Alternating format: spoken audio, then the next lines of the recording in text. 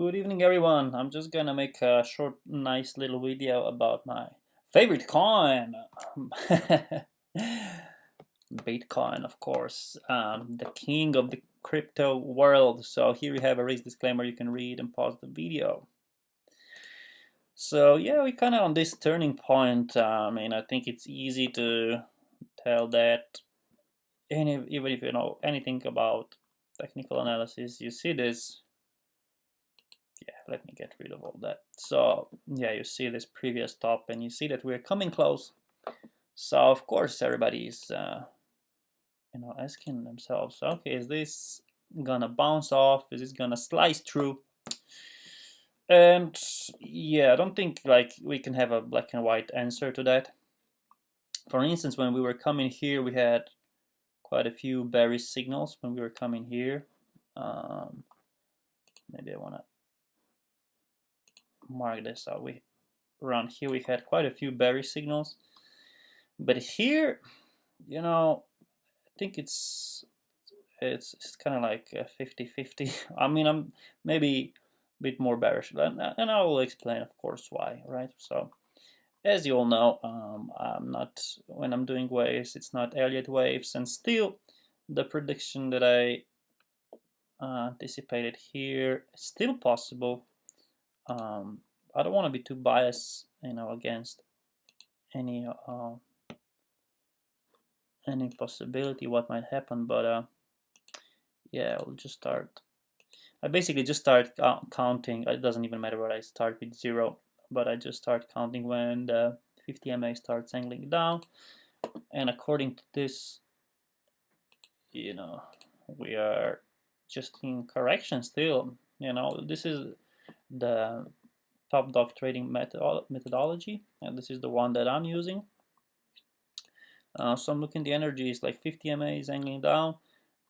So this could very well look like ABC correction in that wave, and this is not an Elliott wave. But yeah, but now we are above, so there's another setup. It's called Bollinger Band when 50 MA is angling down, but the price is above it. It's a good opportunity to short if everything else aligns. So what do we see on the indicators? So yeah, like stochastic is starting to kind of angling down slowly on K. On D, it's still going up, but it's kind of losing upward momentum, of course, because we are approaching the strong resistance.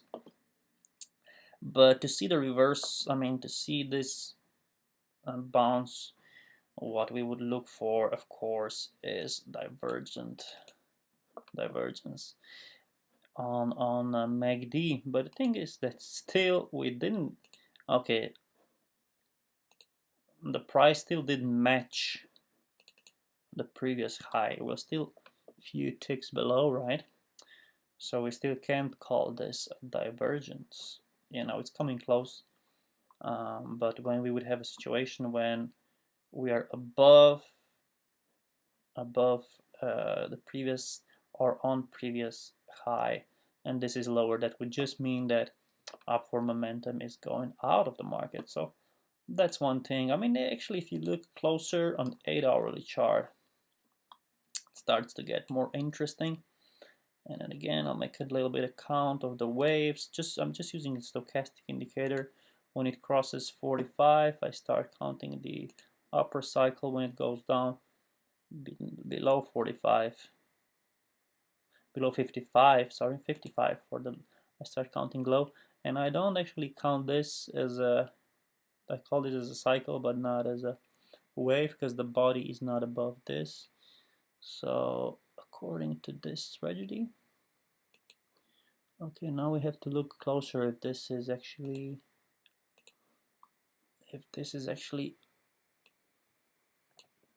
yeah, it's actually over 55, so that would indicate that this is a new wave. So let's make this nice and neat. So, and is this 5? No, this is actually, it's not above it.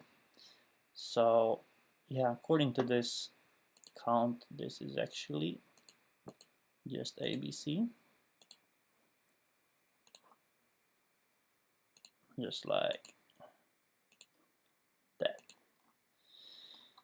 Yeah, I know all the Elliott wave guys might disagree with that, and yeah, these are not Elliott waves. Right, let me repeat that. And yeah, let's look at on 8-hourly chart. We can see actually that momentum is going out, which of course is understandable.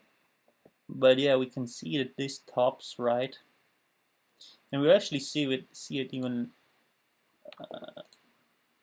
like even nicer if we come closer to 160 minute. We can see this, right, momentum going out, and this usually indicates a reversal, or if not reversal, it indicates that we might go sideways. Okay, this was not divergent yet, but this, we made a lower low on MACD, but we made a higher high on price. And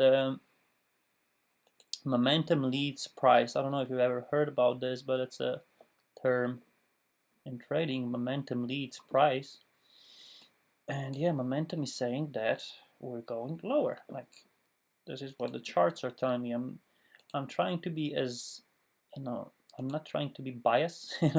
What is the opposite of bias? Unbiased. I would guess. So I'm trying to be unbiased, and I'm just looking at what the indicators are telling me, and they're telling me, look, the momentum is going out because we have double divergence. We have a lower low on MACD, and we have a higher high on price, and we have lower high on MACD, and we have higher high on price. So that's definitely an indicator that we want to go lower. And stochastic, yeah, stochastic, it doesn't really tell me much here because I only use it against a trend. And because here there's no like reversal pattern that I would use. So yeah, that's my argument. But then if you go to look at shorts or shorters versus like bears versus bulls, so I have shorts here and longs here, you can see that people are actually buying a lot. You can see this going up. Like, maybe we can put this to 4-hourly. But yeah, the buyers are coming in with a great momentum, or yeah. So you see, as okay, let's look. So here people started to buy. So let's see. I'm comparing also. This is price. This is longs, and these are shorts. So here. So basically here on price, 23rd February, people started, okay, first it was price was going lower, but the sell was going up. Which doesn't mean that necessarily that price will go up as well, because what we saw that happened just a few days ago, the sales were going up, but the price was going lower. That was a really interesting thing to see. Here, here. You see the sellers. Okay, I want you to focus now on this side. Okay, if I can turn off these numbers up there, you'll get more working space. So I was paying attention to this the other day. So if you compare this, right, sellers going up from this point, right, but the price is going lower, it's going lower, it's going lower. But then still sellers coming in, but the price makes this jump, right?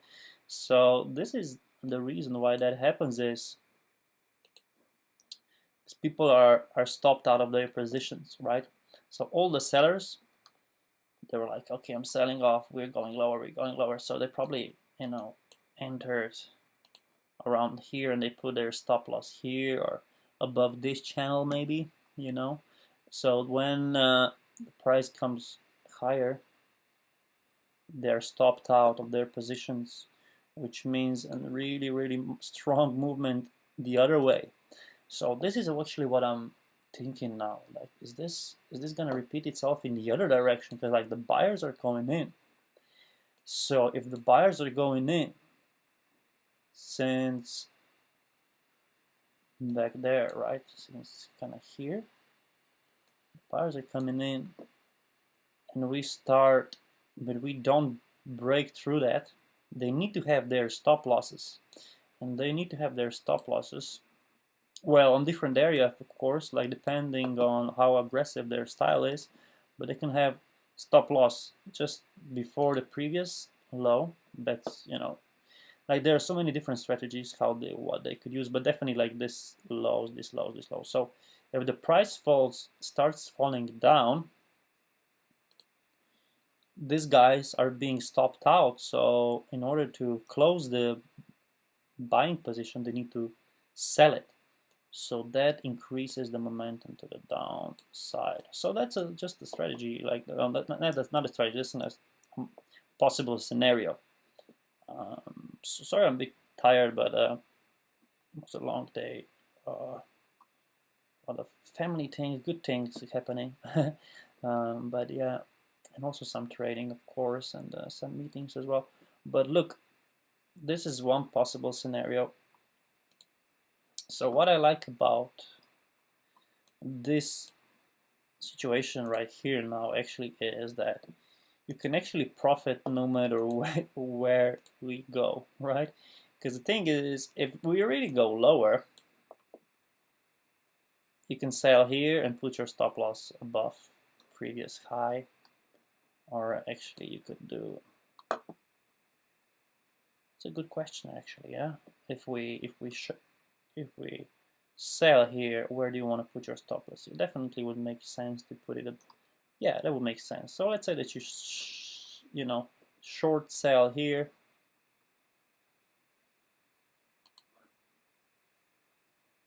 Let's say short sell here.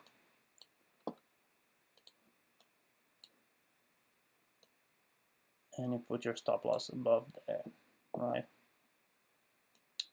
Well, then we would gain a momentum towards downside if we really start breaking those. So you can, you know, you can have a nice risk and reward there.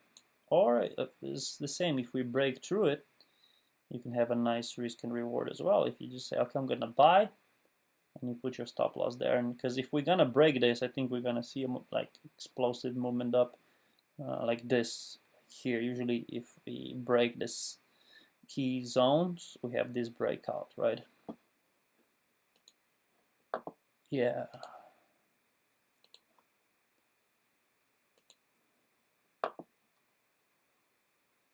That's cool. I'm just trying to see this chart. What is it telling me? Okay, this chart is too small of a time frame to count these waves with a stochastic. It's not a dominant time frame here. Yeah, this guy, Dr. Barry Burns, said which is the dominant time frame. I was like, it really made me think, like, which is the dominant time frame? Isn't it like that it doesn't matter wherever you are, you know, you just you know, if you're trading on daily, you have your 5 minute. If you're, you know, if you're swing trading or whatever you're using, you know, daily. Oh, if you're, yeah, sorry, if you're daily trading, day trading, you can use 5 minute, and then if you're swing trading, you can use 1 day. But then I was thinking that, what is the main time frame? And it actually is the one that it kind of makes the most sense. That it's kind of like rolls out. For instance, this kind of wave up. What fits in the nicest, right? Okay, 4 hourly chart kind of like captures almost every